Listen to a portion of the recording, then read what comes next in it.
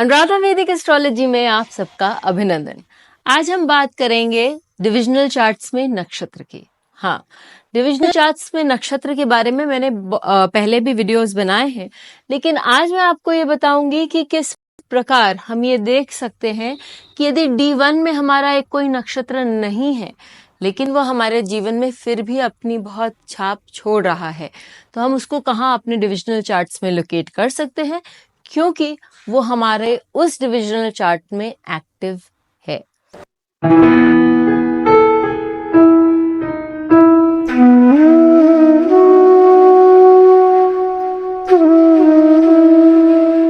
लेकिन शुरू करने से पहले आप सबका धन्यवाद कि आपने हमारे YouTube और Spotify चैनल्स को लाइक शेयर सब्सक्राइब किया, और यही नहीं, आपने अपने कमेंट्स और वहां पर अपने सजेशंस दिए।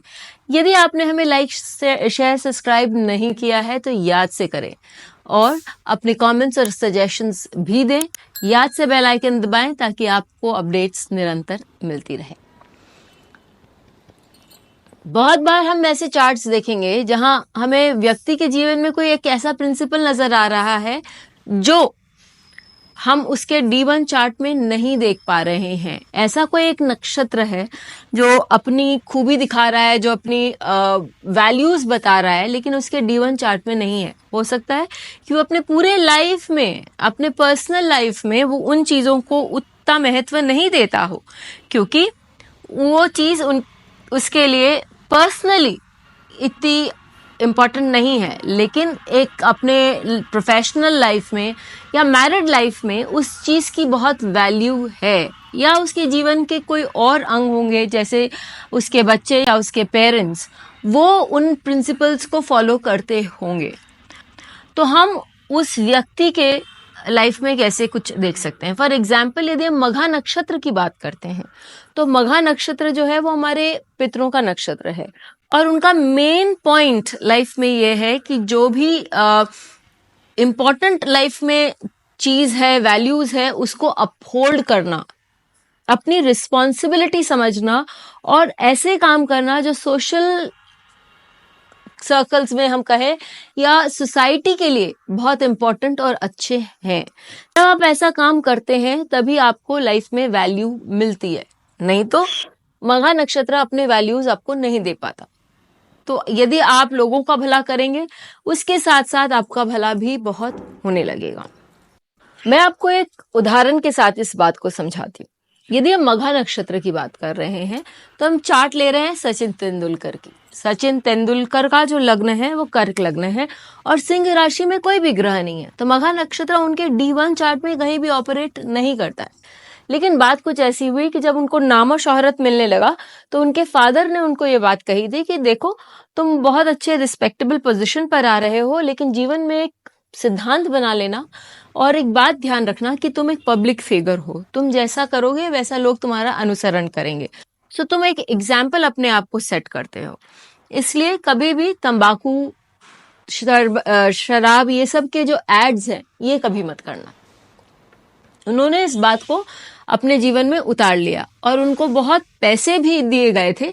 और खासकर अभी ये टॉपिक रेलेवेंट है क्योंकि आप देखते हैं कि बहुत सारे बड़े बड़े लोग जो हैं वो इस चीज को एंडोर्स कर रहे हैं, यानी कि शराब हो, तंबाकू हो, उसको वो बोल रहे हैं कि वो सही चीज है, व्यक्ति को खाने से बहुत अच्छा लगता है, लेकिन ये गलत चीज है। और सचिन तेंदुलकर ने उस बात की रिस्पॉन्सिबिलिटी ली। एक तो आपको ये चीज समझ में आनी चाहिए कि उनके D12 चार्ट में भी हमें कहीं ये दिख सकता है, क्योंकि उनके फादर ने उनको ये एक मॉरल लेसन दिया कि भाई आपका एक रिस्पॉन्सिबिलिटी बनता है एक इम्पॉर्टेंट फिगर होने के कारण। और जो मघा नक्षत्र में जिनके भी ग्रह होते हैं वो जनरली अपने देश काल पात्र को देखते हुए एक प्लेस ऑफ इम्पोर्टेंस पे आते हैं। कब आते हैं? जब वो अपने आप को इस तरह से व्यक्त कर सकते हैं।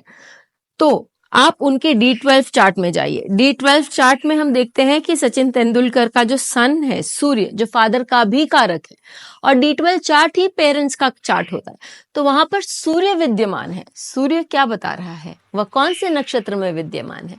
वो मघा नक्षत्र में ही विद्यमान है।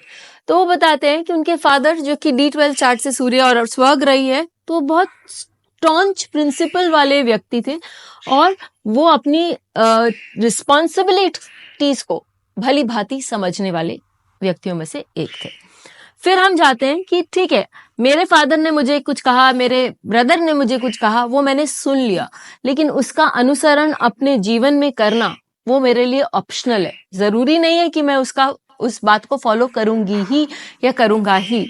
यदि मैंने उसे अपने प्रोफेशनल लाइफ में अप्लाई किया है और मैं उसके कारण बहुत सारे रुपए भी छोड़ रहा हूँ, उसका भी मैं लॉस सहन कर रहा हूँ, ये बोल के कि हाँ मुझे एक पब्लिक फिगर हूँ तो मुझे कुछ प्रिंसिपल्स, कुछ रिस्पॉन्सिबिलिटीज के साथ चलना चाहिए, यदि ये मेरा थीम है लाइफ का, तो मेरे कहीं ना कहीं D10 चार्ट में भी ये थीम रिफ्लेक्ट करना चाहिए। मघा की ये जो इम्पोर्टेंट बात है ये रिफ्लेक्ट करना चाहिए। तो चलिए सचिन तेंदुलकर के D10 चार्ट को भी हम एग्जामिन कर लेते।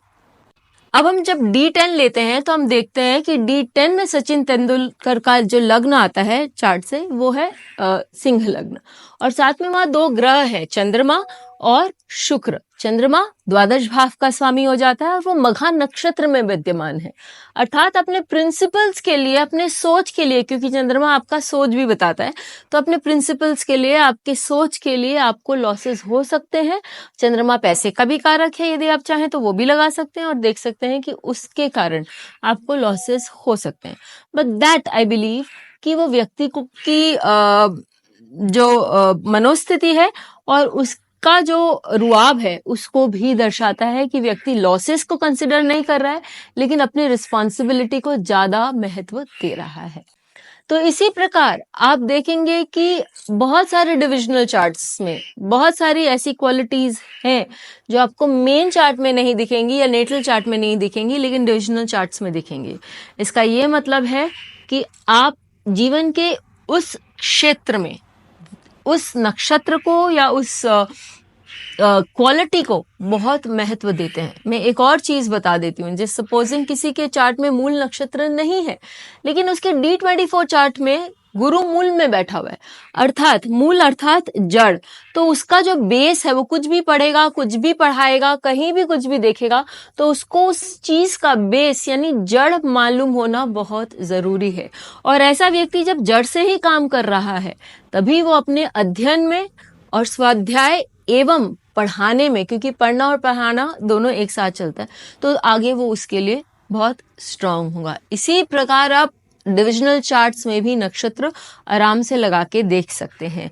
उसको किस तरह से लगाना है, कहाँ से आपको मालूम पड़ता है कि कौन से डिविजनल चार्ट में क्या नक्षत्र ऑपरेट कर रहा है, उसके लिए हमने एक वीडियो बनाया है J-Hora पर, क्योंकि जो J-Hora ये सारी इंफॉर्मेशन बहुत आसानी से देती है।